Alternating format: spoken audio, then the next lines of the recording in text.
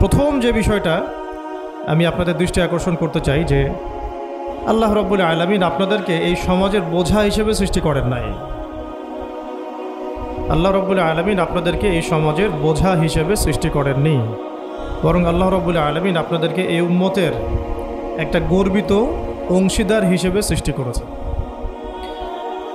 আদম আলাইহিস সালাম যখন জান্নাতে ছিলেন তখনও তার কাছে হৃদয়ের মধ্যে কিছুটা শূন্যতা অনুভব হয়েছে, যেটা আল্লাহ রাব্বুল আলামিন হাওয়া আলাইহিস সালামকে দিয়ে পূর্ণ করেছেন এবং তার বুকের পাঁজরের হাড় থেকেই তার স্ত্রীকে আল্লাহ পাক সৃষ্টি করেছেন। এবং উভয়ের প্রতি আল্লাহ পাকের নির্দেশ কিন্তু সমান ছিল। এমন না যে আদম আলাইহিস সালামকে বলা হয়েছে এই গাছের কাছেও যেও না, হাওয়া আলাইহিস সালামকে বলা হয় না, এই ব্যাপারটা কিন্তু এমন নয়, বরং উভয়ের প্রতি সমান আদেশ ছিল। ওয়ালা তাকরাবা হাদিহিশ শাজারা, তাকরাবা শব্দটা দ্বিবচন, তোমরা দুজনের কেউই এই গাছের কাছে যাবে না। অর্থাৎ আল্লাহ পাকের যে আদেশগুলো আসমানি কিতাবের মাধ্যমে আমাদের কাছে এসেছে এগুলো নারী এবং পুরুষের জন্য সমান। ক্ষেত্র বিশেষে কিছু কিছু সূরতে আমলের, চলাফেরার, উসুলের কিছু পার্থক্য আছে, তো আমভাবে প্রত্যেকটা নসিহত এবং আদেশ কিন্তু নারী পুরুষ সবার জন্য সমান। আমরা যদি চাই যে বাংলাদেশের মাটিতে দিন প্রতিষ্ঠা করতে, তাহলে শুধুমাত্র পুরুষদের ভূমিকা যথেষ্ট না, কোশ্চিনকালেও যথেষ্ট না। কারণ প্রত্যেকটা পুরুষই কোনো না কোনো মায়ের সন্তান, কোনো স্ত্রীর স্বামী, কোনো বোনের ভাই অথবা কোনো মেয়ের বাবা। তাহলে যদি শুধু পুরুষবাচক শব্দে আমরা সমাজ সংস্কার করতে যাই, আমরা ব্যর্থ হব। দুঃখের সাথে বলতে হচ্ছে এটা, কিছু কিছু ক্ষেত্রে আমাদের আত্মসমালোচনার দরকার আছে। আমরা পুরুষদের মধ্যে যে পরিমাণ মেহনত করছি এবং করার পরিকল্পনা করছি, তার 50% আমরা মেয়েদেরকে নিয়ে ফিকির করছি না। যে কোনো দিনই বোন যদি হেদায়েতপ্রাপ্ত হন আল্লাহর পক্ষ থেকে, তারপরে সে যে পড়াশোনা করবে, এই পড়াশোনা করার মতো উপযুক্ত প্রতিষ্ঠানও আমরা তাদেরকে দিতে পারি। নিরাপত্তা, পর্দা এবং সহজলভ্যতা, যে সহজেই সে জ্ঞান শিখবে নিরাপত্তার সাথে, পর্দার সাথে, বাসার কাছাকাছি, মাহরামদেরকে সাথে নিয়ে, এমন পরিবেশ কিন্তু হাজারে একটা মেয়েও পাচ্ছে বলে আমার মনে হয় না। তো এই অবস্থা চলতে থাকলে আমরা ইসমাইল আলাইহিস সালামদেরকে জন্ম দিতে পারব না। যদি প্রত্যেকটা পরিবারের কর্তা ইব্রাহিম না হন এবং মায়েরা হাজরা আলাইহিস সালাম এবং সারা আলাইহিস সালামের মতো না হন, তাহলে তো ইসমাইলি প্রজন্ম আমরা জন্ম দিতে পারবো না। সেক্ষেত্রে আমরা আল্লাহ পাকের জমিনে দিন প্রতিষ্ঠাও করতে পারবো না। এই পৃথিবীতে আমাদের কাজটা কি? এক নাম্বার হচ্ছে আল্লাহ পাককে চিনতে শেখা, আল্লাহ পাকের সামনে আত্মসমর্পণ করা, তার নবীর সুন্নতগুলো মেনে চলা, হালাল খাওয়া, একটা আদর্শ পরিবার গঠন করা, সন্তানদেরকে মানুষ করা, দিনের দাওয়াতের কাজ করা এবং দিনটাকে আল্লাহর জমিনে প্রতিষ্ঠার চেষ্টা করা। এছাড়া কি আমাদের কোনো কাজ আছে পৃথিবীতে? বাকি যে কাজগুলো সেগুলো আনুষঙ্গিক এবং সেগুলো ইবাদত হিসেবে গণ্য হবে যদি আল্লাহর জন্য হয় এবং রাসূলের তরিকায় হয়। যেমন কেউ যদি ঘুমায়, ঘুমানোর কাজটাও তো ইবাদত, যদি সেটা রাসূলের তরিকা মোতাবেক হয়। সিম্পল। খাওয়া দাওয়া করা, আমরা আমাদের চাহিদায় খাই, কিন্তু এটাও ইবাদত হিসেবে গণ্য হবে যদি খাওয়ার সুন্নাতটা আমরা ঠিকমতো আদায় করতে পারি। তাহলে প্রতিটা কাজই সুন্নাহ এবং ইবাদত হবে যদি আমরা সেটার তরিকা ঠিক রাখি। মূল কাজগুলো কি? মূল কাজগুলো হচ্ছে যে, আবার বলতেছি, মূল কাজগুলো হচ্ছে, এক, এই পৃথিবীতে আল্লাহকে চেনা, আল্লাহকে চিনতে শেখা। দুই, আল্লাহ রাব্বুল আলামিনের সামনে শর্তহীন আত্মসমর্পণ, শর্ত সাপেক্ষে না, একদম নিঃশর্ত আত্মসমর্পণ। তিন, আল্লাহ পাকের সমস্ত হুকুম আহকামগুলো মেনে চলা। চার, রাসূলুল্লাহ সাল্লাল্লাহু আলাইহি ওয়াসাল্লামের আদর্শ প্রত্যেকটা কাজে বাস্তবায়ন করা, সুন্নতের উপর থাকা। পাঁচ, হালাল খাওয়া। ছয়, আদর্শ পরিবার গড়ে তোলা। সাত, সন্তান প্রতিপালন। আট, সৎ কাজে আদেশ। নয়, অসৎ কাজে নিষেধ। 10, আল্লাহ পাকের এই জমিনের মধ্যে দিনটাকে প্রতিষ্ঠার চেষ্টা করা, যার যা সামর্থ্য আছে তাই দিয়ে। কেউ জান দিয়ে করবে, কেউ মাল দিয়ে করবে, কেউ কথা দিয়ে করবে, কেউ লিখনি দিয়ে করবে, কেউ প্রয়োজনে আল্লাহর পথে জিহাদ করবে, কেউ প্রয়োজনে শহীদ হবে। যার যেটা সুরত সে সেভাবে করবে। এছাড়া কি দুনিয়াতে আমাদের কোনো কাজ আছে? তো এই কাজগুলোর মধ্যে এই কাজগুলোকে যদি আমরা বাস্তবায়ন করতে পারি তাহলে দুনিয়াতেও সফল হব ইনশাআল্লাহ, পরকালেও জান্নাতে যাব ইনশাআল্লাহ। এই তো, এই কাজগুলো যদি আমরা বাস্তবায়ন করতে পারি দুনিয়াতেও সফল হব ইনশাআল্লাহ এবং পরকালেও জান্নাতে যাব ইনশাআল্লাহ। এক্ষেত্রে এই গন্তব্য হাসিল করার জন্যে যে কাজটা সবার আগে দরকার, এতক্ষণ যেগুলো বললাম, এই গন্তব্যটা হাসিল করার জন্য সবার আগে যে কাজটা দরকার সেটা হচ্ছে শরিয়াতের একটা ন্যূনতম জ্ঞান অর্জন করা। শরিয়াতের ন্যূনতম একটা জ্ঞান অর্জন করা। শরিয়াতের ন্যূনতম জ্ঞান বলতে আমি কি মিন করছি, কি বোঝাচ্ছি? আমি বোঝাচ্ছি কমপক্ষে আপনাকে বিশুদ্ধ করে কোরআন তেলাওয়াত করা শিখতে হবে, 1 নাম্বার। এর সাথে আপনাকে আরবি ভাষা কিছুটা হলেও শিখতে হবে যাতে আপনি কোরআনটা বুঝতে পারেন। 3 নাম্বার হচ্ছে হাদিস শাস্ত্র পড়ার যোগ্যতা আপনাকে অর্জন করতে হবে, মানে হাদিস পড়াশোনা করতে হবে। 4 নাম্বার নবী সাল্লাল্লাহু আলাইহি ওয়াসাল্লামের পবিত্র সিরাত অর্থাৎ জীবনী, এটা আপনাকে পড়তে হবে। মনে থাকবে তো? লিখে নেন। 5 নাম্বার হচ্ছে, 1 নাম্বার কি বলেছিলাম? বিশুদ্ধ কোরআন তিলাওয়াত। তারপরে বলেছি আরবি ভাষা শিক্ষা করা। তারপরে বলেছি হাদিস পাঠ। তারপরে বলেছি সিরাত পাঠ। 5 নাম্বার হচ্ছে আকীদা বিশুদ্ধ করা। আকীদা বিশুদ্ধ করা। আকীদার অনেক কিতাব আছে এবং আকীদার আর অনেক দার্সও আছে, এটা নিয়ে আমরা পরে আলোচনা করব ইনশাআল্লাহ। 6 নাম্বার হচ্ছে আপনার ইসলামের ইতিহাস পড়াশোনা করতে হবে, ইসলামের ইতিহাসটা পড়াশোনা করতে হবে। 7 নাম্বার হচ্ছে ইসলামিক অর্থনীতি পড়াশোনা করতে হবে, ইসলামী অর্থনীতির জ্ঞান রাখতে হবে। 8 নাম্বার ইসলামিক পারিবারিক জীবন ব্যবস্থার জ্ঞান অর্জন করতে হবে, ইসলামিক পারিবারিক জীবন ব্যবস্থার জ্ঞান অর্জন করতে হবে। 9 নাম্বার সন্তান প্রতিপালন কিভাবে করতে হয়, ইসলামিক প্যারেন্টিংয়ের জ্ঞান অর্জন করতে হবে। 10 নাম্বার হচ্ছে যে ফিকহের জ্ঞান অর্জন করা। ফিকহ মানে হচ্ছে তুলনামূলক যে মাসলা মাসাইলগুলো না জানলে আমরা আমল করতে পারবো না, এই মাসলা মাসাইলগুলো জেনে নেওয়া, যেটাকে আমরা বলি যে ফরজে আইনের জ্ঞান, ফরজে আইনের জ্ঞান। তাহলে এখানেও 10টা পয়েন্ট বের হয়ে আসলো, তাই না? তাহলে আমার সাথে একটু রিপিট করেন। প্রথমে বলেছি ইলম অর্জনের ক্ষেত্রে আপনাকে কোরআনের আগে কোরআন দিয়ে শুরু করতে হবে, মানে কোরআন যিনি তেলাওয়াত করতে পারেন না তিনি হতভাগা। মুসলিম পরিবারে জন্মগ্রহণ করেও যিনি কোরআন তেলাওয়াত করতে পারেন না, আমি মনে করি না এই পৃথিবীতে তার চেয়ে হতভাগা কেউ আছে, আমি মনে করি না। মানে কোরআনের সাথেই সম্পর্ক নাই, মানে আল্লাহর কিতাবই সে তেলাওয়াত করতে পারে না, তো সে এই পৃথিবীর সম্পদ নয় বরং বোঝা। আল্লাহ পাক আমাদের সবাইকে আল্লাহর কিতাব শেখার তৌফিক দান করুন। একটা 1 নাম্বার, এখান থেকে শুরু হবে পড়াশোনা। আগেই একটা আদনান ভাইয়ের বই নিয়ে নিলাম, আগে একটা অমুক স্কলারের বই নিয়ে নিলাম, আগে একটা তমুক স্কলারের বই নিয়ে নিলাম, এভাবে পড়াশোনা শুরু করতে হয় না। পড়াশোনা শুরুটাই হবে আপনার কোরআন থেকে, সব বন্ধ, আগে কোরআন তেলাওয়াত থেকে শুরু করবেন। তারপরে আপনি আরবি ভাষায় আসবেন, হাদিস পড়বেন, সিরাত পড়বেন, ইতিহাস পড়বেন, অর্থনীতি পড়বেন, আস্তে আস্তে পড়বেন। এভাবে ফিকহের জ্ঞান, আকীদার জ্ঞান, সন্তান প্রতিপালন, ইসলামিক এই জীবন ব্যবস্থা বা পারিবারিক জীবন ব্যবস্থার জ্ঞানগুলো অর্জন করা। তো ইনশাআল্লাহ আমরা এই জ্ঞানগুলো অর্জনের চেষ্টা করবো তো ইনশাআল্লাহ। এখন কঠিন প্রশ্ন হচ্ছে, এখন আমি তো বললাম একটা তাত্ত্বিক কথা বললাম, এখন আপনিও জানেন আমিও জানি, এইটা আপনি এখন কিভাবে করবেন, কিভাবে করবেন, সম্ভব কিনা আপনার পক্ষে? কারণ এখানে অনেকেই, বেশিরভাগই হয়তো বা জেনারেল ব্যাকগ্রাউন্ডের মানুষ, যারা অনার্সে পড়েছেন, মাস্টার্স পড়েছেন বা এখন ফ্যামিলি লাইফে আছেন, কেউ কখনোই মাদ্রাসার দুয়ারেও যেতে পারেন নাই।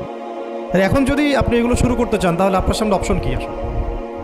আপনি কি আবার শুরু থেকে মাদ্রাসায় ভর্তি হতে পারবেন? উত্তর হচ্ছে না। তাহলে সেকেন্ড অপশন হচ্ছে মাদ্রাসা ভিত্তিক যদি শর্ট কোর্স চালু করা হয়, সেই শর্ট কোর্সগুলো আপনাকে করতে হবে, এছাড়া তো কোনো অপশন নাই। 3 নম্বর আরও প্রশ্ন আসবে, এটা কি আপনি অফলাইনে সব জায়গায় মুভ করে করে করতে পারবেন? উত্তর হচ্ছে না। যদি আপনার অফলাইনে আপনার সামনে কোনো সুযোগ থাকে তাহলে তো ভালো, যে আপনার বাসার পাশে একটা মাদ্রাসা আছে বা আপনার এলাকাতে একটা সুন্দর মাদ্রাসা আছে, এটা থাকলে তো আলহামদুলিল্লাহ এবং ভালো, আমরা চাই সেটাই হোক, কিন্তু সবার ক্ষেত্রে এটা পসিবল হয়ে ওঠে না। এই কারণে অনলাইনের কোর্সগুলোর দিকেও একটু ফোকাস করতে পারেন, যাতে ঘরে বসে পর্দার সাথে আপনি কোর্সগুলো করতে পারেন। 4 নম্বর পয়েন্ট হচ্ছে, এই কোর্সগুলো করলেই আবার সব শেখা যায় না, কারণ অনলাইনের কোর্সগুলো তো আপেক্ষিক, এগুলো সব সামনাসামনি বসে তো পড়ানো হয় না, এই কারণে ইফেক্টটা আসে না। এই যে সামনে বসে লেকচার দিচ্ছে, এটার যে ইম্প্যাক্ট, এটা অনলাইন লেকচার শোনার ইম্প্যাক্টটা সেম না কখনো। এই জন্যে আমরা সবসময় বলি যে ওস্তাদদের সামনে গিয়ে দার্স নেওয়া, আর এই সুযোগটা তো সবাই সব মেয়ে পাচ্ছেন না। এই জন্য আমরা আপনাদের প্রতি আহ্বান করব এবং আমরাও উদ্যোগ নেওয়ার চেষ্টা করব, যাতে প্রত্যেকটা বিভাগীয় শহরে, অ্যাটলিস্ট প্রত্যেকটা বিভাগীয় শহরে মেয়েদের জন্য একটা স্বনামধন্য একটা আদর্শ দিনী মার্কাজ প্রতিষ্ঠা করা যায়। যেখানে অফলাইনে আমাদের দিনী বোনরা এসে সপ্তাহে 2 দিন 3 দিন দিন শিখবেন, এতে ইনশাআল্লাহ 1 বছর অনলাইনে পড়ার চাইতে বেশি ফায়দা হবে। কিন্তু এই কাজটা আমার একার পক্ষে করা সম্ভব না, ওনার একার পক্ষে করা সম্ভব না। তো এটা আবার আমাদের সবাইকেই হাত লাগাতে হবে। আমার কাছে এত অর্থ সম্পদ নাই, আমার কাছে কোনো জায়গা জমিও নাই, থাকলে আমরা আল্লাহর রাস্তা ফি সাবিলিল্লাহ দিয়ে দিতাম। যাদের কাছে আছে তারা এগিয়ে আসে, প্রতিষ্ঠান গড়ে তোলেন, প্রত্যেকটা এলাকায় একটা করে মেয়েদের মার্কাজ গড়ে তোলেন, টিচারদেরকে আমরা ট্রেন করে দেবো ইনশাআল্লাহ, সিলেবাস আমরা দিয়ে দেবো ইনশাআল্লাহ, মুআল্লিমা আমরা পাঠাবো ইনশাআল্লাহ। একটা এলাকার বোনদেরকে যেন বাইরে যেতে না হয়, সে এলাকার মধ্যেই তারা 100 জন 50 জন বসে বসে দিন শিখবে। সম্ভব না এটা করা? অনেক আগেই সম্ভব ছিল এবং জরুরিও ছিল, কিন্তু আমরা অন্যদিকে বেশি ফোকাস করছি। মেয়েদেরকে সত্যি এখানে আমরা অবহেলার মধ্যেই রেখেছি। এখন আমার মেয়ে হয়েছে বলে আমি খুব কনসিয়াস যে আমি এখন মেয়ে নিয়ে কী করবো, আমার মেয়েকে আমি কীভাবে বড় করব। এখন তো আমি মেয়েকে পড়তে অন্য কোথাও পাঠাবো না, কারণ সিকিউরিটি কনসার্ন। আমি আমার মেয়েকে কোথাও মেসে থাকতে দিব না, সিকিউরিটি কনসার্ন, এবং আমাদের গায়রতের খেলাফ, ব্যক্তিত্বের খেলাফ। তাহলে আমার মেয়েকে পড়াশোনা করানোর জন্য আমাকেই প্রতিষ্ঠান গড়ে তুলতে হবে, এবং এমন প্রতিষ্ঠান যেখানে আমার মেয়ে দুনিয়াবি জ্ঞানও পাবে, পরকালের জ্ঞানও পাবে। এটা তো অ্যাভেলেবল না। তো অ্যাভেলেবল হবে কখন? যখন সবাই হাত লাগাবো। দেখেন, আমি একটা হাদিস মনে করে দিই আপনাদেরকে, এটা বলতে চাচ্ছিলাম না কিন্তু বলছি। নবী সাল্লাল্লাহু আলাইহি ওয়াসাল্লাম একদিন ঈদের খুতবা দিচ্ছিলেন, এবং ওই খুতবাতে তিনি বলেছিলেন যে, হে মুসলিম নারীগণ, আমি জাহান্নামে দেখে এসেছি যে তোমাদের সংখ্যা বেশি। মুসলিম নারীগণের সংখ্যা বেশি এটাও হাদিসের সঠিক ফাহাম না, মানে পুরো এই উম্মতের মধ্যে নারীদের একটা বড় অংশ জাহান্নামে যাবে এই উম্মতের মধ্যে। তো তোমরা বেশি বেশি সাদাকা করো, তোমরা বেশি বেশি সদকা করো, একটা খেজুরের টুকরা দান করে হলেও জাহান্নাম থেকে বাঁচো। তো এটা বলার পরে বেলাল রাদিয়াল্লাহু আনহু একদিক থেকে আরেক দিক হাঁটছিলেন, সাথে একটা কাপড় ছিল। নারীরা তাদের কেউ গলার হার, কানের দুল, হাতের মানে চুড়ি, এগুলো সোনার সব খুলে খুলে দান করছিলেন।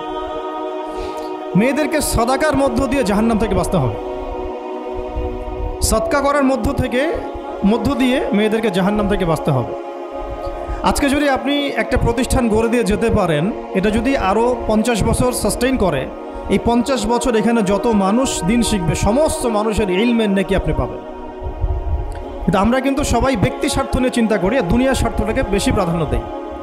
আমার 500 জায়গা আমি দিয়ে দিব, আপনি দিচ্ছেন না, বরং আপনি পরকালের জান্নাতের একটা জায়গা আপনি সার্টিফাইড করছেন।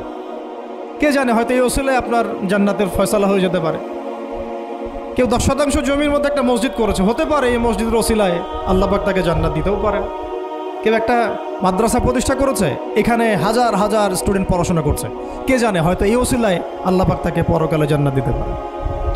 তো সাদাকা, এগিয়ে আসা এবং শিক্ষা খাতে নিজেদের জানমাল, অর্থ সম্পদকে ব্যয় করা আমাদের একার পক্ষে এখন আর এগুলো সম্ভব না।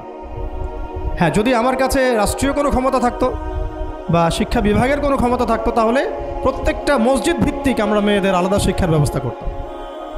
মসজিদ ভিত্তিক, প্রতিষ্ঠানের প্রয়োজনই নাই, মসজিদের মধ্যে একটা আলাদা কর্নার করে ফেলা যায়, মেয়েদের জন্য স্বতন্ত্র, এখানে কোনো পুরুষের এন্ট্রেন্সই থাকবে না।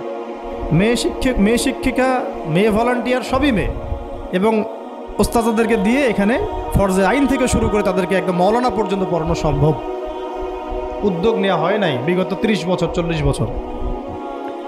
তো ইলম অর্জনের পথে আবার এরকম প্রতিবন্ধকতা আসবে, সেগুলোকে ফেস করার বা সেগুলো সলভ করার জন্য আমাদেরকে কিন্তু ফিকির করতে হবে। আর এই ফিকিরটা 1-2 মানুষের কাঁধে চাপিয়ে দিয়ে আপনি কিন্তু দায়মুক্ত হতে পারবেন না। যেমন আজকে সেমিনার এখানে করেছি, আপনারা চাইলে কিন্তু এই ধরনের সেমিনার আপনাদের এলাকাতেও করতে পারেন, সেখানে গেস্ট হিসেবে তাদেরকে ডাকতে পারেন। দাওয়াতের মেহনত শুরু হয়ে গেল। যদি বসে থাকেন যে প্রত্যেক 2 মাস পর পর ওস্তাদারা আয়োজন করবেন এবং আমরা যাব, তো এটা তো তখন এককেন্দ্রিক কাজ হয়ে গেল। তার রেজাল্টটা কিন্তু মানে সামান্য রেজাল্ট পাবেন আপনি, আর যদি সবাই হাত লাগান রেজাল্টটা বেশি হবে। তা আমি আপনাদেরকে উদ্বুদ্ধ করতে চাই যে দিনের পথে আপনারা দাওয়াতের মেহনতে নেমে আসেন, এমনকি দিন প্রতিষ্ঠার সংগ্রামে আমাদের পাশে দাঁড়ান। কিন্তু এর আগে যোগ্যতা অর্জন করেন, যোগ্যতাটা ইলমি যোগ্যতা। আল্লাহ পাক আপনাদেরকে বোঝার তৌফিক দান করে নেন। এটা 1 নাম্বার। এবং ইলমের পথে প্রতিবন্ধকতার কথাগুলো বললাম, এগুলোকে ফেস করার এবং এগুলোকে যেন রিকভার করতে পারি আমরা, সেই তৌফিক আল্লাহ আমাদের জন্য সবাইকে দান করেন। তো একটা মানে খুশির সংবাদই বলবো আপনাদেরকে দিতে চাচ্ছি যে আমরা এই মিরপুর উত্তরার এই এলাকাটার মধ্যে আমরা চেষ্টা করছি যে অফলাইনে এরকম দুই একটা দিনই মার্কাজ প্রতিষ্ঠা করা, আপাতত ভাড়াতেই, এবং ইনশাআল্লাহ অল্প সময়ের মধ্যে আমরা ঢাকা শহরে, ইনশাআল্লাহ ঢাকা শহরে হোক অথবা ঢাকা শহরের একটু সাইডেই হোক, আমরা নিজস্ব জায়গা কিনে প্রতিষ্ঠান করে দেখাবো ইনশাআল্লাহ। এবং আমাদের পরিকল্পনা হচ্ছে একদম ফ্রম দ্য ভেরি বিগিনিং, এই নুরানি থেকে শুরু করে, প্লে গ্রুপ থেকে শুরু করে আস্তে আস্তে গ্র্যাজুয়ালি দাওরা হাদিস এবং মাস্টার্স পর্যন্ত নিয়ে যাওয়া, দুইটাই যেন থাকে। এবং আমার পরিকল্পনা হচ্ছে মাস্টার্সের পরে আমাদের ছেলেমেয়েরা যেন বড় বড় ফ্যাকাল্টিগুলোতে পড়াশোনা করতে পারে, ওই রাস্তাগুলো খুলে দেয়। তো এই কাজগুলো আমার একার পক্ষে আসলে সম্ভব না। আপনারা যদি এগিয়ে আসেন সবাই, দিনী ভাইরা, দিনী বোনরা এবং আমাদের বিত্তশালী যারা আছেন, যাদেরকে আল্লাহ পাক সৎ হৃদয় দিয়েছেন এবং দান সৎকা করার মতো মানসিকতা দিয়েছেন, ইনশাআল্লাহ আসেন একসাথে হাত লাগে কিছু করি, আল্লাহ পাক করার তৌফিক দান করেন। আর এই দেশের এই সময়টা, দেশের চলমান এই সময়টা আমাদের জন্য দিনের কাজ করার একটা উর্বর সময়। এখন যদি আমরা এই বিষয়গুলো গুছিয়ে নিতে পারি, ইনশাআল্লাহ আগামী 10 বছর পরে ভালো ফলাফল পাবো ইনশাআল্লাহ। আমার মেয়ের বয়স আজকে থেকে 10 বছর পরে হবে 11 বছর। তো 11 বছর বয়সে আমি আয়েশাকে কোথায় দেখতে চাই, মারিয়ামকে কোথায় দেখতে চাই, ঠিক আছে, আমি আমার মেয়ে খাদিজাকে কোথায় দেখতে চাই, এটা আমাকে এখন থেকে ফিকির করতে হবে। রেডিমেড কিছুই পাবেন না, এই যুগ রেডিমেড আপনাকে কিছু দিবেই না। যদি মনে করেন একটা স্কুল প্রতিষ্ঠান চাচ্ছে রেডিমেড, যেখানে বাচ্চাকে ঢুকাবো ওকে আলেমা বানিয়ে বের করে দিবে, এমন কোনো প্রতিষ্ঠান আপনি পাবেন না। রেডিমেড কিছু হয় না, নিজের অনেক কন্ট্রিবিউশন লাগে এখানে। শুধু প্রতিষ্ঠান, শুধু কিতাব কখনোই একজন ব্যক্তির ভবিষ্যৎ গড়তে পারবে না। শুধু প্রতিষ্ঠান, শুধু কিতাব পারবে না। তো অনেক গভীরে চলে যাচ্ছি, মূল কথাটা আশা করি বোঝাতে পেরেছি। ইলম যেমন অর্জনও করতে হবে, ইলম মানুষের কাছে সহজলভ্য করার প্ল্যাটফর্মও তৈরি করতে হবে। আল্লাহ পাক আপনাদের সবাইকে এগিয়ে আসার তৌফিক দান করে দেন। আসেন শুরু করি, আমরা শুরু করি ইনশাআল্লাহ। আল্লাহ বল তারা বেশি সম্মানিত যারা প্রথমে শুরু করে। যদি আমরা এরকম 5টা প্রতিষ্ঠান করে ফেলি ঢাকায়, তখন দেখবেন দিনী বোনের অভাব নেই, অনেক হাজার হাজার বোন আসছেন সেমিনারে। কিন্তু তারা আসছেন কখন? যখন এটা রেডি হয়ে গেছে তখন। আর আপনারা এসেছেন কখন? যখন কিছুই ছিল না তখন। তো এটা লা ইয়াজতামিআন, এটা কখনো সমান হবে না। তো আল্লাহ পাক আমাদেরকে অগ্রজ হওয়ার তৌফিক দান করে নেন। ইলমের সাথে 2 নম্বর যে পয়েন্টটা নোট আউট করবেন সেটা হচ্ছে বেশি বেশি আমল করা। আমলবিহীন ইলমের কোনো মূল্য নাই, আমলবিহীন ইলমের কোনো মূল্য নাই। এখন আমল করাটা কি খুব কঠিন? আমি আপনাদেরকে আমার ওস্তাদের একটা কথা বলি। আমার ওস্তাদ আমাদেরকে শিখিয়েছেন, বলেছেন যে আমল প্রতিদিন করা, অল্প হলেও প্রতিদিন করা। প্রতিদিন আপনি 10 পারা পড়তে পারবেন না হয়তো, ঠিক আছে, 2 পৃষ্ঠা পড়েন। প্রতিদিন আপনি হয়তো 20টা হাদিস পড়তে পারবেন না, 2টা হাদিস পড়েন। প্রতিদিন হয়তো আমরা তাহাজ্জুদ, চাশত, আওয়াবিন, ফরজ, সুন্নাহ সব একসাথে হয় না, তাই না? তো ঠিক আছে, আপনি 8 রাকাত করে পড়তে পারছেন না, 2 করে না হয় পড়েন। 2 রাকাত তাহাজ্জুদ পড়েন, তাহাজ্জুদের হক আদায় হয়ে গেল। সকালে 2 রাকাত নামাজ পড়ে নেন, চাশতের হক আদায় হয়ে গেল। এইভাবেই মানে কথা হচ্ছে যে আমল করা, নিয়মিত করা, যদিও সেটা অল্প হয়, এটা কিন্তু কঠিন কিছু না। আল্লাহ পাক যার জন্য সহজ করে দেন তার জন্য সহজ। অজু করে ওয়াশরুমে গিয়েছেন, অজু করে ফেলেন, অজু দিয়ে 2 রাকাত নামাজ পড়ে ফেলেন। চলতে ফিরতে, আপনারা তো ঘরের কাজে বেশি ব্যস্ত থাকেন, চলতে ফিরতেই সুবহানাল্লাহ, আলহামদুলিল্লাহ, লা ইলাহা ইল্লাল্লাহ, আল্লাহু আকবার পড়তে থাকেন, আস্তাগফিরুল্লাহ ওয়া আতুবু ইলাইহি পড়তে থাকেন, দরুদ শরীফ পড়তে থাকেন। এমন না যে ঘটা করে সবসময় আমলে বসতে হবে, এটা জরুরি না। প্রতিটা কাজের সাথে আমল আছে। তো সবচেয়ে ইম্পর্টেন্ট আমলগুলো হচ্ছে নামাজ, ফরজ নামাজটুকু, এর সাথে আমি বলবো কোরআন তেলাওয়াত, তাহাজ্জুদ, এর সাথে বলবো যে আদব রক্ষা করা, আখলাক ঠিক রাখা, আদব রক্ষা করা, আখলাক ঠিক রাখা। একজন মহিলার এক্সাম্পল দিব, বেসিক্যালি এটা 2জন মহিলার এক্সাম্পল, তো আমি একজনের কথা বলছি। একজন সাহাবী এসে নবী সাল্লাল্লাহু আলাইহি ওয়াসাল্লামকে বলেছিলেন যে আমাদের বাসার পাশে একজন মহিলা আছে, প্রচুর ইবাদত করে, কোনো নামাজ মিস নাই, কোনো নফল রোজা মিস নাই, খুবই পরেজগার, খুবই মুত্তাকি, খুবই উঁচু লেভেলের মুত্তাকি একজন মহিলা বলে মনে হয় আমাদের কাছে। কিন্তু তিনি তার প্রতিবেশীর সাথে ঝগড়া করেন, এবং বাজে ল্যাঙ্গুয়েজ ইউজ করেন। নবী সাল্লাল্লাহু আলাইহি ওয়াসাল্লাম বলেছেন যে তিনি জাহান্নামী, নাউযুবিল্লাহ। আরেকজন মহিলা সম্পর্কে বক্তব্য এসেছিল, আরেকজন সাহাবী বলেছেন যে আমাদের বাসার পাশে একজন মহিলা আছে, তেমন কোনো নামাজ, খুব বেশি ইবাদত করেন না, কিন্তু তার আখলাক, চরিত্র খুব নরম, কোমল, নবী সাল্লাল্লাহু আলাইহি ওয়াসাল্লাম বলেছেন তিনি জান্নাতি। তাহলে আমরা এই হাদিসটা থেকে বুঝতে পারছি যে আমলের মূলনীতিটা আসলে কি।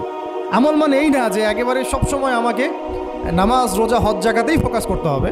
আমার আদাব ও মুআশারাটাও অনেক বড় ব্যাপার, চলাফেরা ওঠা বসা আমাদের ডিলিংসগুলো। তো এখানে আমি একটু বলবো আপনাদেরকে, কারণ এই যুগটা তো অনলাইনের যুগ, মিডিয়া দ্বারা প্রভাবিত হওয়ার যুগ, বিভিন্ন সিরিয়ালস আমাদের মাথায় এখনও বসে আছে। দেখেছি জীবনে আমরা অনেক সময় কেউ না কেউ, তো এইগুলো আমার মাথায় কিন্তু ইম্প্যাক্ট ফেলে। এগুলো আমাদের মাথায় ইম্প্যাক্ট ফেলেছে, সমাজ ব্যবস্থা আমাদের মাথায় ইম্প্যাক্ট ফেলেছে, যে পরিবেশে আমরা পড়াশোনা করেছি ওই পরিবেশটা আমার উপর ইম্প্যাক্ট ফেলেছে। সব মিলে আমাদের মাথাটা এখন পুরো দূষিত, আমাদের মাথাটা কিন্তু পুরাই দূষিত, কলপটা আরও দূষিত।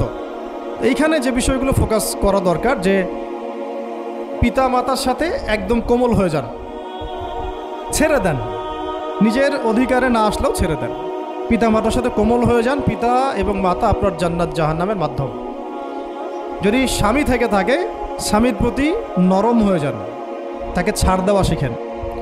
সবচেয়ে বড় কথা, তাকে মহব্বত করা তো অবশ্যই জরুরি, মহব্বতের চাইতেও বেশি জরুরি স্বামীকে বিশ্বাস করা এবং তাকে সম্মান করা। এমন কোনো কথা এবং কাজ না করা যেটা স্বামীর গায়রত বা ব্যক্তিত্বে আঘাত করে। আমি পয়েন্টটা হয়তো বোঝাতে সক্ষম হয়েছি।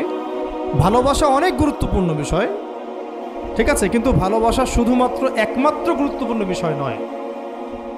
আরও গুরুত্বপূর্ণ বিষয় হচ্ছে বিশ্বাস, সম্মান এবং আনুগত্য। বিশ্বাস, সম্মান এবং আনুগত্য। এখন বলতে পারেন যে আমার স্বামী আমাকে অন্যায় কাজে আদেশ করলে কি আমি আনুগত্য করব? কখনোই না। যখন স্বামী আপনাকে কোরআন সুন্নাহর দিকে আপনাকে ধাবিত করবেন, তখন আপনি তার আনুগত্য করতে বাধ্য, এবং এটা আপনার জান্নাতে যাওয়ার মাধ্যম বটে। এই হাদিসটা খুব ভালো করে মনে রাখতে হবে যে এই পৃথিবীতে কেউই আল্লাহ পাকের পরে সিজদা পাওয়ার যোগ্য না। এমনকি নবীদেরকেও আল্লাহ পাক সিজদা করতে বলেন নাই, কিন্তু সেই নবী আমাদেরকে কিন্তু বলেছিলেন যে যদি আল্লাহ পরে কাউকে আমি সিজদা করতে বলতাম, তাহলে আমি স্বামীদেরকে সিজদা করতে বলতাম। এটাকে তসলিমা নাসরিন স্টাইলে বুঝলে হবে না। ওরা এটাকে এভাবে নিবে যে ইসলাম মেয়েদেরকে দাসত্বের শৃঙ্খলা আবদ্ধ করতে চাচ্ছে, হ্যাঁ, আত্মস্বাধীনতা দিবে না ইত্যাদি। আমরা দেখব পরকালে আমি জান্নাতে যেতে পারছি কিনা। আল্লাহ পাকের হুকুমের চাইতে আমার কাছে কোনো যুক্তি বড় নয়। আল্লাহ পাকের হুকুমের চাইতে আমার কাছে কোনো যুক্তি, বিজ্ঞান, প্রযুক্তি এগুলো বড় মানদণ্ড নয়।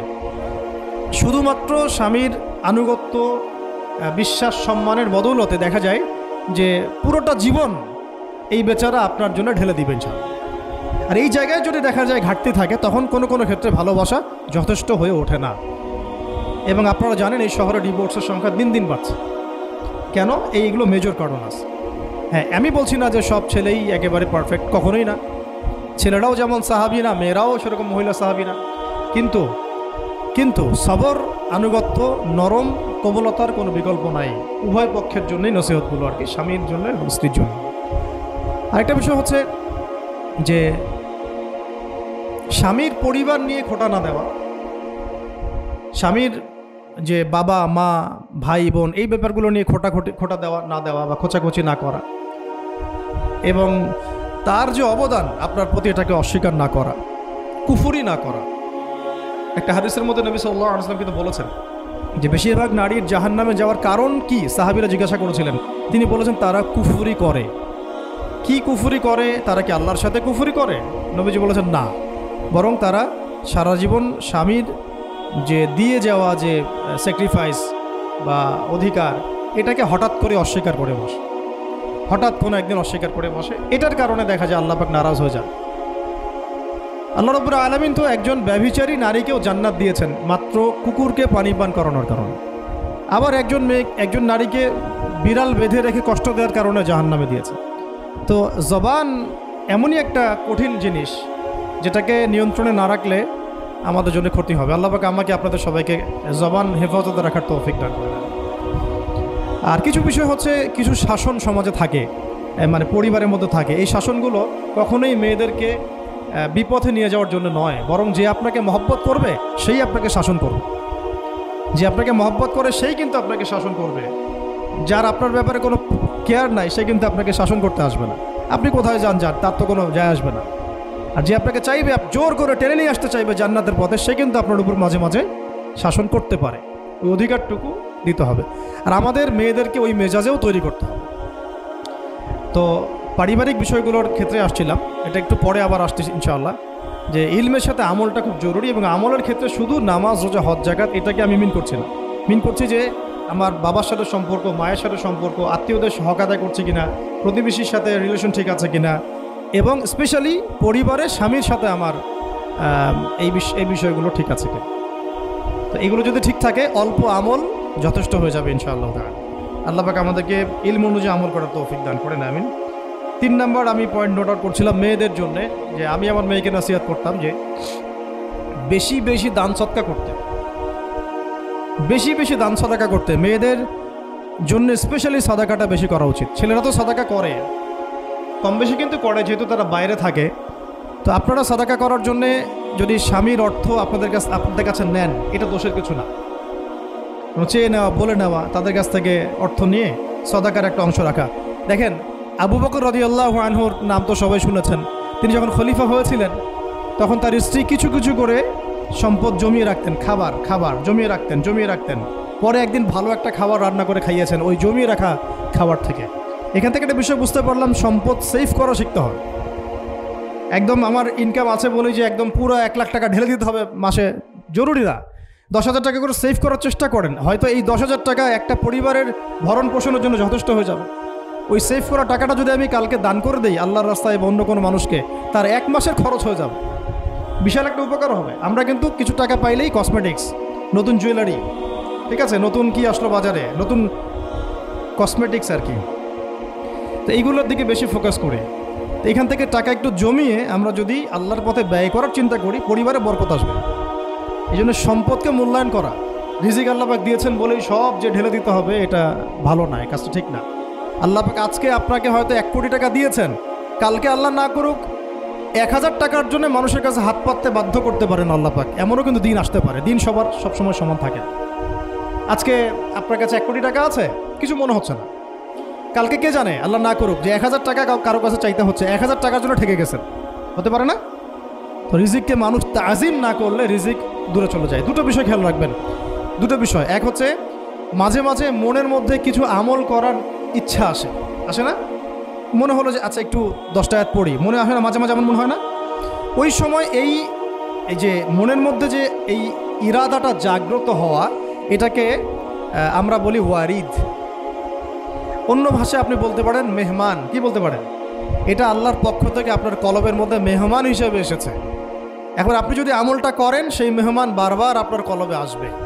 যদি আপনি ওই সময় আমলটা না করেন, মেহমান চলে যাবে, মেহমান অসম্মানিত হলে পরে আর আসবে না। একইভাবে রিজিক আল্লাহ পাক দিয়েছেন, এর তাজিম যদি করতে পারেন রিজিক বেশি আসবে। রিজিকের তাজিম সম্মান করতে না পারলে রিজিক আসবে না, বেশি কমে যাবে। উসমান রাদিয়াল্লাহু আনহু সবচেয়ে ধনী ছিলেন না? কেন জানেন? কেন?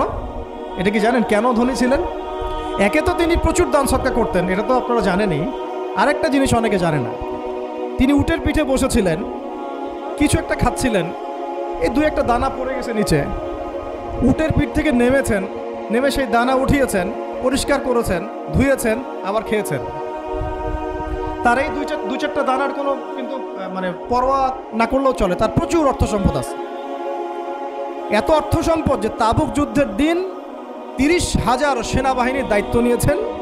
30,000 সেনাবাহিনীর দায়িত্ব নিয়েছেন। সেনাবাহিনী যাবে, থাকবে, খাবে, তাঁবু টাঙাবে, সব দায়িত্ব তার। 30,000 সেনাবাহিনীর দায়িত্ব নেওয়া কি চারটাখানি কথা? তো এই সাহাবী এই কয়েকটা খাবারের দানা উঠিয়ে খেলেন। নবী সাল্লাল্লাহু আলাইহি ওয়াসাল্লাম বলেছিলেন যে তোমাকে আল্লাহ পাক রিজিক বাড়িয়ে দিবেন না কেন? তুমি রিজিকের যে তাজিম, যে সম্মান তুমি করো, এর বদৌলতে আল্লাহ পাক তোমাকে বেহিসাব রিজিক দিবেন। 2টা বিষয় খেয়াল রাখবো। আমলের মেহমান হৃদয়ের মধ্যে আসলে তাকে ফিরায় না দেওয়া, তাহলে সেই মেহমান কিন্তু আর আসবে না। মেহমানকে মূল্যায়ন করলে মেহমান বারবার আসবেন ছাড়া। আর রিজিকের তাজিম না করলে রিজিক কিন্তু আপনার ঘরে বেশি বেশি আসবে না। এমনি তো হারামের যুগ, এমনি সুদের যুগ, এমনি ঘুষের যুগ। অলমোস্ট এভরি ফ্যামিলি সুদখোর এখন, অলমোস্ট এভরি ফ্যামিলি। মেয়েরা স্পেশালি যারা শাশুড়ি টাইপের, আপনারা মাইন্ড করেন না, তাদের সাইকোলজি যে এতই নিচে নেমে গেছে এখন যে আমার মেয়ে জাহান্নামে যায় যাক, হ্যাঁ আমার মেয়ে জাহান্নামে যায় যাক, সমস্যা নাই, দুনিয়াতে সে যেন ভালো থাকে। এটা কেন বললাম? একটা সুদখোরের ঘরে তুলে দিতে সে দ্বিধাবোধ করতেছে না, একটা দুর্নীতিবাজের ঘরে তুলে দিতে দ্বিধাবোধ করতেছে না, একটা ঘুষখোরের ঘরে তুলতে দ্বিধাবোধ করতেছে না, একটা মানে কি বলবো মাদকসেবী, ড্রাগ এডিক্টেড বা এই যে আর কি বলবো ফাসেক জালেম এই ধরনের ঘরে উঠাই দিতেও সে দ্বিধাবোধ করছে না। পাঁচতলা বাড়ি চাই আমার মেয়ে পাঁচতলা বাড়ি থেকে সুখে থাকবে, এই যে সুখের ডেফিনেশন এখানে দিয়েছেন আপনারা। এই জন্য কত হাজার হাজার মেয়ের জীবন নষ্ট করে দিয়েছেন আপনারা। আমার কথা মাইন্ড করে না, হাজার হাজার মেয়ের জীবন মায়েরা নষ্ট করে দিয়েছে শুধুমাত্র মেয়েদের দুনিয়াবি সুখ এর সংজ্ঞাটা বুঝতে ভুল করার কারণে। এর নাম যদি সুখী হইতো তাহলে অমুসলিমরা সুখী না কেন, পশ্চিমারা সুখী না কেন, ওরা আত্মহত্যা করে কেন? এভাবে মেয়েদের জীবন নষ্ট করেছেন। অথচ অল্প যদি হালাল রিজিকও হতো আল্লাহ পাক তাকে বরকত দিতেন, সুখে থাকতো। তো আল্লাহ পাক আপনাদেরকে রিজিকের মূল্য বোঝার তাজিম করার তৌফিক দান করেন, আমিন। অনেক ভিতরে ভিতরে চলে যাচ্ছে আমি, সময় আমাদের হাতে আরও শর্ট হয়ে আসতেছে। তো এখানে একটা কথা বলে দিব যে রিজিকের প্রসঙ্গ যেহেতু আসছে, যে হালাল খেতে হবে আমাদেরকে, হারামের দ্বারস্থ হওয়া যাবে না। আপনার স্বামী যদি হারাম খায় আপনি স্বামীকে বুঝান, তাকে ওই চাকরি ছেড়ে দিতে আপনি উৎসাহিত করেন। আমি আপনাদেরকে একটা অনেস্টির সাথে একটা কথা বলি, যত এই যে প্রশাসনে যত ঘুষখোর আছে, ঠিক আছে, যত দুর্নীতিবাজ আছে, যত মাদকসেবী আছে, মাদকের ব্যবসায়ী আছে, যত সুদখোর আছে, এরা সবাই কেন এই খারাপ কাজগুলো করে জানেন? তার স্ত্রীকে ভালো রাখার জন্যে, তার মাকে ভালো রাখার জন্যে, তার সন্তানদেরকে ভালো রাখার জন্য। তাহলে স্ত্রী হিসেবে, সন্তান হিসেবে, মেয়ে হিসেবে আপনি বলবেন যে আমাদের এইসব ভালোর দরকার নাই আব্বু, হে আমার প্রিয় স্বামী আমার এসব ভালোর দরকার নাই, হে আমার ছেলে আমার এসব ভালোর দরকার নাই, তুই হালাল পথে থাক, ওইখানে তুই আমাকে ডাল ভাত খাওয়া, আমি খুশি আছি। এইভাবে আপনারা তাদেরকে মোটিভেট করেন, দেখবেন সমাজে হারাম কমে গেছে ইনশাআল্লাহ। আর হারাম খাওয়া এই ছেলে মেয়েগুলোও কিন্তু মানুষ হবে না। হারাম খাওয়া যে ছেলে মেয়েগুলো রক্ত মাংস করে উঠছে, এরাও কিন্তু মানুষ হবে না। আল্লাহ পাক আমাদেরকে হালাল খাওয়ার তৌফিক দান করেন, এবং হালালের জন্য আপনাদের ভূমিকা অনেক বেশি। আমরা উত্তরবঙ্গ সহ দেশের বিভিন্ন জায়গায় সফর করে যেটা দেখেছি, যত সুদী এনজিও আছে না, এনজিওগুলোর মধ্যে মহিলাদের নামই বেশি, জানেন? মহিলাদের নাম বেশি সুদী এনজিওতে। তো এই দাওয়াতগুলো আমরা মা বোনদেরকে দিতে চাই যে কোন অবস্থাতে যেন হারাম রিজিকের দিকে আপনারা না ধাবিত হন, এবং রিজিকে তাজিম করেন, পরিবারের মধ্যে হৃদ্যতা ভালোবাসা বজায় রাখেন, একে অপরকে বিশ্বাস, সম্মান এবং শ্রদ্ধা করেন। ইনশাআল্লাহ তাআলা আপনাদের পরিবারও সুখী হবে, রিজিকও সুন্দর হবে এবং রিজিকে বরকত হবে ইনশাআল্লাহ। এরপরে আমি আর দু একটা পয়েন্ট নোট করেছি, বলে শেষ করে দিচ্ছি যে এটা স্পেশালি আমি আমাদের ওইসব দিনই বোনদেরকে বলতে চাচ্ছি যে বোনেরা এখনও বিয়ে শাদী করেন নাই। সেটা হচ্ছে যে বিয়ে করার আগেই দিনের বেসিক লেখাপড়া শেষ করেন। এত পাগল হওয়ার দরকার নেই। চরিত্র হেফাজত হচ্ছে না, রোজা রাখেন, ঠিক আছে? দিনই পড়াশোনা আগে শেষ না করে বিয়ে করতে যায় না। বহু আলেমা যারা মাদ্রাসা লাইনের ছাত্রী ছিল, দিনই পড়াশোনা শেষ না করে বিয়ে পিড়িতে বসার কারণে কেরিয়ার ধ্বংস হয়ে গেছে। বিয়ে পরে করেন, আগে পড়াশোনাটা, তুলনামূলক পড়াশোনাটাকে শেষ করে নেন। তুলনামূলক পড়াশোনা শেষ করতে 18 থেকে 20 বছর বেশি লাগে না। যদি আপনি শুরু থেকে শুরু করেন, একদম 18 থেকে 20 বছর হতে হতে আপনার পড়াশোনা মোটামুটি শেষ হয়ে যাবে। আর যে সাবজেক্টগুলো বললাম আমি, ওইগুলোই বেসিক পড়াশোনা। এখন এটা হয়তো সবার ভাগ্যে নসিব নাও হতে পারে, সেক্ষেত্রে বিকল্প অপশন আমরা যাব। কিন্তু আগে মূলনীতি হচ্ছে একটা লেভেল পর্যন্ত পড়াশোনা করার পরেই বিয়ে করেন, কারণ বিয়ের পরে আপনার যত রেসপন্সিবিলিটি আসবে, এটা তখন পড়াশোনা মেনটেন করা এতটাও সহজ না, প্রায় অসম্ভবের পর্যায়ে পড়ে যায়। আর দু একটা বাচ্চা কাচ্চা হয়ে গেলে তো তখন আর কোনো কথাই নেই। তাহলে আপনারা কি আমাদেরকে আয়েশা রাদিয়াল্লাহু আনহার মতো একটা প্রজন্ম দিতে পারবেন না? যদি এটা আপনাদের উদ্দেশ্য হয়, সেক্ষেত্রে কি পড়াশোনা শুরু থেকে করা উচিত না? এখন এই সুযোগটা আমাদের সব বোনদের সামনে হয়তো থাকে না, এই জন্য আমরা বললাম যে বিকল্প অপশনগুলোতে আপনারা দিন শেখার চেষ্টা করেন। আর এরপরে যখন বিয়ে করবেন, পড়াশোনা মোটামুটি শেষ হয়েছে, বিয়ে করবেন, এখন 18-20 বছর বয়স হয়ে গেছে, এখন আল্লাহর ওয়াস্তে দুনিয়াবি বিষয়কে সর্বোচ্চ অগ্রাধিকার দিয়েন না। আজীবন পস্তাবেন, এবং একবার পস্তানো শুরু করলেই পস্তানো আজীবনও শেষ হবে। তখন মেইল করে মেসেজ করে কোনো লাভ হবে না, কারণ আপনি বিয়ের আগে দিনকে প্রাধান্য দেন নাই, বরং দুনিয়াকে প্রাধান্য দিয়েছিলেন। আপনি বিয়ের আগে দিনকে প্রাধান্য দেন নাই, বরং দুনিয়াকে প্রাধান্য দিয়েছেন। যখন আপনি সবসময় পরকালকে, আল্লাহকে, তার রাসূলকে প্রাধান্য দিবেন, দিনকে প্রাধান্য দিবেন, দুনিয়া আল্লাহই গুছিয়ে দিবেন। আর যখন আপনি মানে দুনিয়াকে সর্বোচ্চ অগ্রাধিকার দিবেন, দিন আপনার কাছ থেকে দূরে সরে যাবে। দিনের একটা গায়রত আছে, একটা ব্যক্তিত্ব, দিনের একটা স্বতন্ত্র গায়রত আছে, সে সবার কাছে ধরা দেয় না। যে তাকে মূল্যায়ন করে তার কাছেই দিন আসে, যে তাকে মূল্যায়ন করে না তার কাছে দিন আসে না।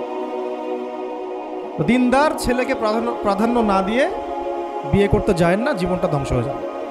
হ্যাঁ, আমি বলছি না দিনদার ছেলে মাদ্রাসাতেই থাকে, না, ইঞ্জিনিয়ার লাইনেও থাকতে পারে, ডক্টরও হতে পারে, ইঞ্জিনিয়ারও হতে পারে, কিন্তু এটা বাহ্যিকভাবে এটাকে জাস্টিফাই করাটাও ডিফিকাল্ট। কিছু কিছু ক্রাইটেরিয়া দেখে আপনি একটু আন্দাজ করতে পারেন, পুরোপুরি হয়তো কখনোই বুঝতে পারবেন না। সেটা হচ্ছে দিনের প্রতি তার ফিকির কেমন, দিন নিয়ে তার কাজ কেমন, তার লাইফস্টাইল কেমন, তার পরিবার কেমন, কোন পরিবেশে সে বড় হয়ে উঠেছে, তার একাডেমিক্যাল সার্টিফিকেট কেমন, তারপরে তার দাওয়াতের মেহনতে অ্যাক্টিভিটিস আছে কিনা, বা ব্যবসা হালাল কিনা, বা চাকরির হালাল কিনা, নামাজ ঠিক আছে কিনা, তার মধ্যে সুন্নাহ আছে কিনা, এগুলো কিছু কিছু বাহ্যিক সাইন যেগুলো দেখে আমরা একটা আইডিয়া নিতে পারি। তারপরে বলবো যে এখানে 100% আপনি এনশিওর হতে পারবেন, ওইটা আল্লাহ পাকের হাতে। ওইটাও যদি এনশিওর করতে চান তাহলে কি করতে হবে? তাহলে নিজেকে দিনদার হতে হবে। আমি নিজে যদি ভালো দিনদার হই তাহলে ইনশাআল্লাহ আল্লাহ পাক আমাকে দিনদার স্ত্রী দিবেন। নিজে দিনদার না, তাহলে কি রেডিমেড দিনদার ছেলে আসবে? কখনই আসবে না। দোয়া করতে হবে, রব্বানা হাব লানা মিন আজওয়াজিনা ওয়া যুররিয়াতিনা কুররাতা আ'য়ুন ওয়াজআলনা লিল মুত্তাকিনা ইমামা। দোয়া করতে হবে যে রব্বি হাবলি মিনাস সালিহিন, রব্বি হাবলি মিন লাদুনকা যুররিয়াতান তাইয়্যিবা ইন্নাকা সামিউদ দুআ। এই বিষয়গুলো দিকে খেয়াল রাখবেন। আর শরীয়তের মেজাজ মাথায় রাখা। শরীয়তের মেজাজের কথাটা আজকে এই জন্য বলছি যে আমরা আমাদের দেশে যে প্রবলেমটা দেখি, ইসলামের পূর্ণাঙ্গ বিষয়গুলো মানুষ মাথায় রাখতে চায় না। ইসলামে যেমন নামাজ, রোজা, হজ, যাকাত আছে, ইসলামে কিন্তু দাওয়াত, তাবলিগ, জিহাদও আছে, তাই না? ইসলামে কিন্তু শরিয়া আইনও আছে, হুদুদ, কিসাস আছে, ইত্যাদি আছে। আমাদের সমাজে দেখেন নামাজ শব্দ পরিচিত, কিন্তু কিসাস শব্দ পরিচিত না। কিসাস মানে কয়জন জানেন যে কিসাস শব্দ অর্থ কি? অনেকেই জানে না। কিন্তু কিসাস একটা কোরআনের একটা ফান্ডামেন্টাল বিধান, যে কেউ যদি আপনার চুরি করে হাত কেটে ফেলতে হয়, কেউ যদি ব্যভিচার করে বেত্রাঘাত করতে হয়, বিবাহিত হলে রজম করতে হয়, কেউ যদি মোরতাদ হয় তারও মৃত্যুদণ্ড শাস্তি আছে, কেউ শাতেমে রাসূলকে গালি দিয়েছে তারও মৃত্যুদণ্ড আছে। এরকম অনেক বিধান আছে, হুদুদ এবং কিসাস আছে। হত্যার বদলে হত্যা, চোখের বদলে চোখ, জানের বদলে জান। আমাদের সমাজে এগুলো পরিচিত না। নামাজ পরিচিত, কিন্তু তাসবিহ তাহলিল পরিচিত, ঠিক আছে? এরকমই সমাজেও বহু বিবাহ এটা অপরিচিত। হ্যাঁ, আপনি একটা বিয়ে করে বাইরে 4টা 5টা 6টা মেয়ের সাথে খারাপ সম্পর্ক করলে সমাজ এটাকে প্রমোট করে, এটাকে কাছে আসার গল্প নাম দেয়। কিন্তু একটা মেয়ের পুরো জীবনের রেসপন্সিবিলিটি আপনি নেবেন হালালভাবে, তখন সমাজ আপনাকে বাঁকা চোখে দেখবে এবং বিতর্কিত করবে।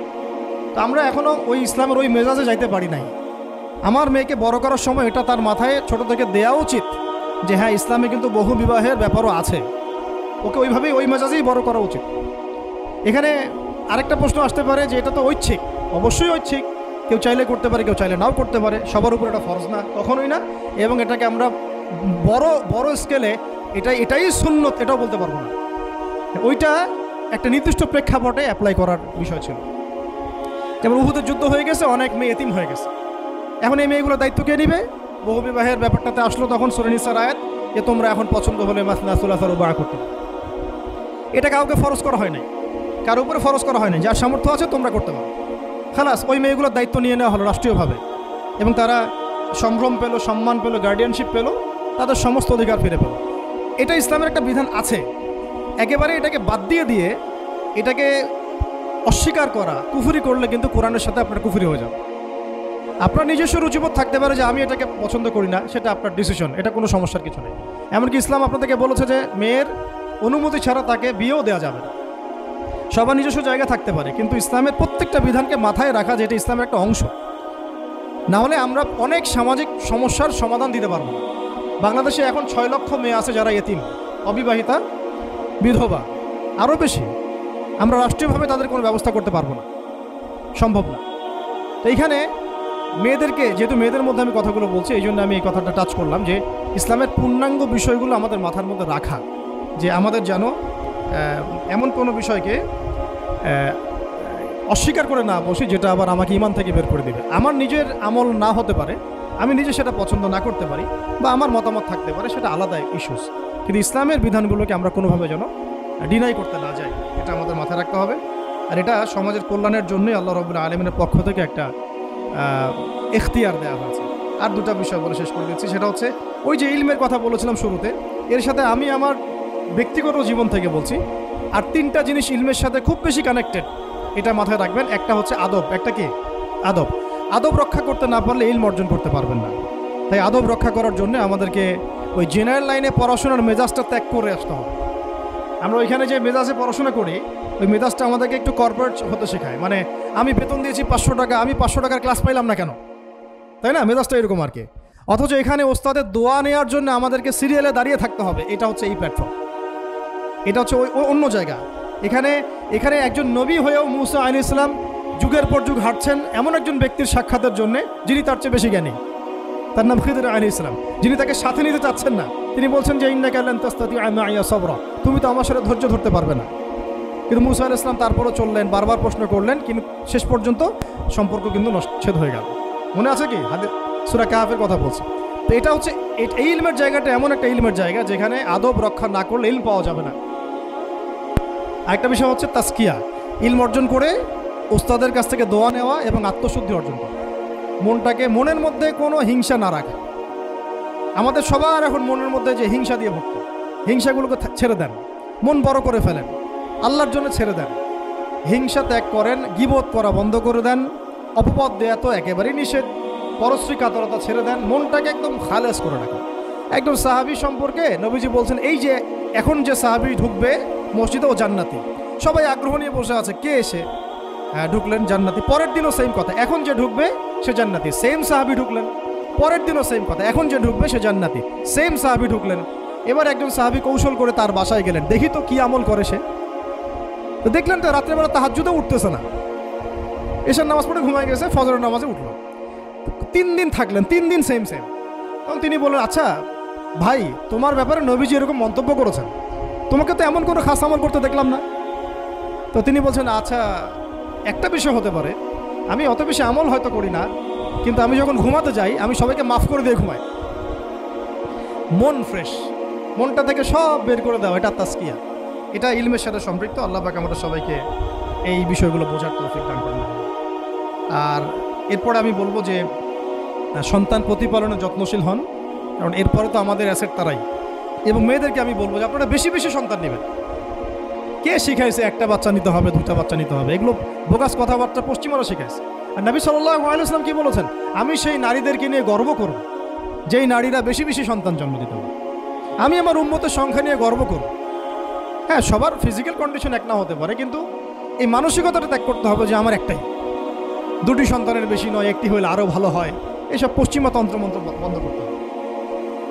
ঠিক আছে, এরপরে বলবো যে মিডিয়া দিয়ে, আচ্ছা, এই সন্তান প্রতিপালনের ক্ষেত্রে একটা কথা বলে দেই যে প্যারেন্টিংয়ের অনেক বই বাজারে বের হয়েছে, প্যারেন্টিং টিপস আছে।